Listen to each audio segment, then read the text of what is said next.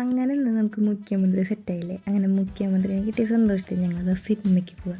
അതിരടി എന്ന് പറഞ്ഞ സിനിമയാണ് കാണാൻ പോകുന്നത്. പിന്നെ നമ്മൾ കൈനോട്ടകാരൻ പറഞ്ഞ പോലെ ഇറങ്ങുമ്പോൾ രാജാവിനെ പോലെയാണ് ഇറങ്ങുക എന്നുള്ളത് അത് നമ്മൾ തിരുത്താൻ പാടില്ലല്ലോ. അപ്പോൾ നമ്മൾ സൺസ്ക്രീനൊക്കെ ഒന്ന് പൊലിപ്പിച്ച് പോകാൻ വിചാരിച്ചു.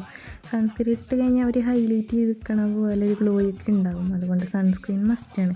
ഫസ്റ്റ് ഷോയ്ക്കാണ് പോകണമെന്നുണ്ടെങ്കിലും പിന്നെ വൈബയുടെ ഐലൈനറാണ് കേട്ടോ അവിടെ യൂസ് ചെയ്യണത്. പിന്നെ വായ തുറന്നിട്ട് കണ്ണെഴുതാനേ അറിയുള്ളൂ. അതുകൊണ്ട് ഞാൻ വീഡിയോ ഒന്ന് ഓഫാക്കി കണ്ണെഴുതി. പിന്നെ കൈനോട്ടക്കാരൻ പറഞ്ഞ വീഡിയോ കണ്ടില്ലെങ്കിൽ നിങ്ങളത് പോയി കാണട്ടാ. അയാൾ പറഞ്ഞത് ഒട്ടുമിക്ക കാര്യങ്ങളും സത്യമായിരുന്നേ. പിന്നെ ഞങ്ങൾ എന്നത്തെയും പോലെ കോട്ടായ ആവിഷ്കാരിൽ തന്നെയാണ് സിനിമ കാണാൻ പോയത്. അതിൻ്റെ ഇടയിലാണ് ഞാനിത് കണ്ടത്. കോട്ടായ ആവിഷ്കാരിലെത്തി.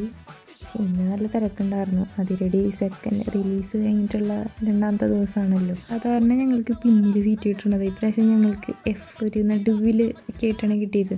ബേസിലിൻ്റെ എൻട്രിയൊക്കെ അടിപൊളിയായിരുന്നു. കുറേ ഫൺ എലമെൻ്റുള്ള മൂവിയാണ്. ഒരു കോളേജ് പടമാണ്.